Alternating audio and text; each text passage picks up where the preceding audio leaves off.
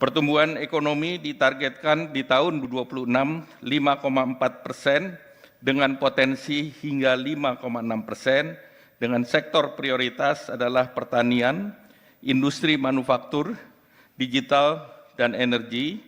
Implementasi program prioritas Bapak Presiden seperti makan bergizi gratis, Koperasi Desa Merah Putih, dan program 3 juta rumah. Bismillahirrahmanirrahim. Assalamualaikum warahmatullahi wabarakatuh. Salam sejahtera bagi kita semua.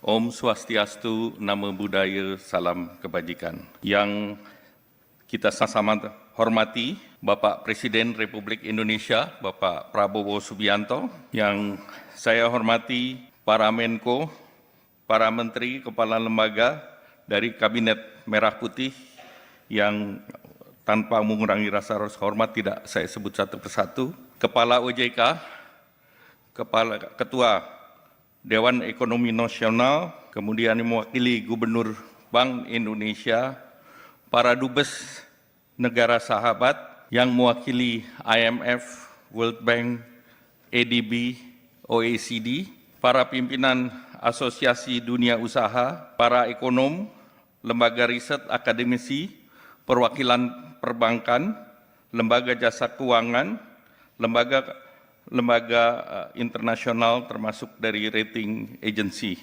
Kami mengucapkan terima kasih dan mohon maaf Pak Presiden.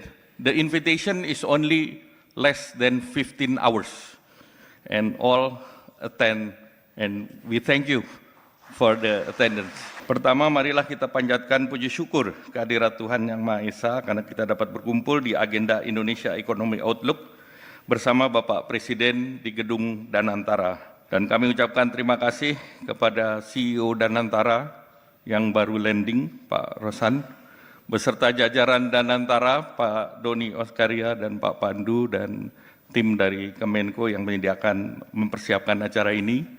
Dan apabila ada yang kurang memuaskan, blame-nya ke saya saja. Bapak Presiden, Bapak Ibu yang saya muliakan, di hari Jumat ini acara Ekonomi Outlook dihadiri oleh Duta Besar Negara Sahabat, kemudian juga dunia usaha, kemudian termasuk pension fund, asuransi, sekuritas, kemudian juga rating agency, para ekonom dan akademisi, kemudian juga disaksikan masyarakat umum melalui media elektronik live, Pak Presiden. Kemudian kalau kita bicara mengenai ekonomi Indonesia, kalau kita lihat di tengah berbagai tantangan, pertumbuhan ekonomi global stagnan di 3%. Nah ini dari baik itu IMF, World Bank maupun OECD 2025 dan di tahun 2026 juga angkanya sedikit menurun secara global 2,9 sampai 3,1. Dari segi perdagangan itu diperkirakan juga stagnan, turun bahkan di angka 2,4%. Namun Indonesia di antara negara G20 di kuartal keempat adalah nomor 2, Pak, sesudah India yang 7,4. Kalau kita lihat pertumbuhan kita yang secara year 5,11%, ini didukung oleh konsumsi rumah tangga yang tumbuh kuat sebesar 4,98%. Ini mencerminkan stimulus ekonomi yang tepat sasaran, stabilitas harga, serta peningkatan mobilitas akibat daripada hari besar Nataru dan aktivitas ekonomi masyarakat. Dan ini untuk pertama kalinya Q4 dan Q1 back to back, Pak, hari besar keagamaannya. Karena di Q1 ada Idul Fitri yang diharapkan dan selama pengalaman kita pada saat terjadi lebaran pertumbuhan tertinggi juga. Oleh karena itu kita akan terus dorong pertumbuhan di kuartal pertama tahun ini. Konsumsi organisasi lembaga kemasyarakatan juga tumbuh tinggi 5,13. Ini peningkatan kegiatan sosial dan kebijakan bencana yang responsif, Pak. Jadi ini juga berkontribusi terhadap pertumbuhan ekonomi. Investasi tumbuh signifikan 5,09% dan belanja modal pemerintah ini juga luar biasa, tumbuh 4,2%. Jadi ini yang kita harapkan di kuartal pertama juga bisa digelontorkan oleh Kementerian Keuangan, oleh Pak Menkyu. Kemudian belanja pemerintah pada program prioritas dan stimulus ekonomi berperan menjaga permintaan domestik serta menjadi shock absorber terhadap risiko perlambatan ekonomi. Secara khusus di kuartal keempat tumbuh 4,55%. Nah, ekspor tumbuh positif di angka 7,03% dan didukung oleh peningkatan nilai dan volume ekspor dan juga terjadi kenaikan kunjungan wisatawan dari sektor turisme yang naik 10% di akhir sepanjang tahun 2025. Dari program prioritas Bapak Presiden maupun stimulus ekonomi, sektor pertanian juga tumbuh tinggi di 5,03%, ditopang oleh produksi pertanian dan juga mendukung ketahanan pangan dan stabilitas daripada harga. Industri pengolahan tumbuh 5,3% dengan kuatnya permintaan domestik, kinerja ekspor yang baik, serta penguatan hilirisasi. Sektor transportasi, pergudangan, akomodasi, mamin tumbuh di atas 7%, ditopang oleh wisatawan dan mobilitas, dan wisatawan Nusantara mencapai 1,2 miliar perjalanan sepanjang tahun 2025, dan dibanding tahun 2024 tumbuh 17,55%. Pertumbuhan ini juga diiringi oleh indikator sosial, tingkat kemiskinan turun 8,25% dan rasio Gini membaik di level 0,36. Ini menunjukkan pemerataan kesejahteraan yang terus meningkat. Tingkat pengangguran terbuka turun 4,74% dan tambahan serapan tenaga kerja yang bekerja 2,71 juta orang sebagai hasil daripada realisasi investasi. Momentum ini sangat sesuai dengan tema daripada rencana kerja pemerintah, yaitu kedaulatan pangan, energi, dan transformasi ekonomi menuju Indonesia maju. Pertumbuhan ekonomi ditargetkan di tahun 2026 5,4% dengan potensi hingga 5,6%, dengan sektor prioritas adalah pertanian, industri manufaktur, digital, dan energi. Implementasi program prioritas Bapak Presiden seperti makan bergizi gratis, Koperasi Desa Merah Putih, dan program 3 juta rumah.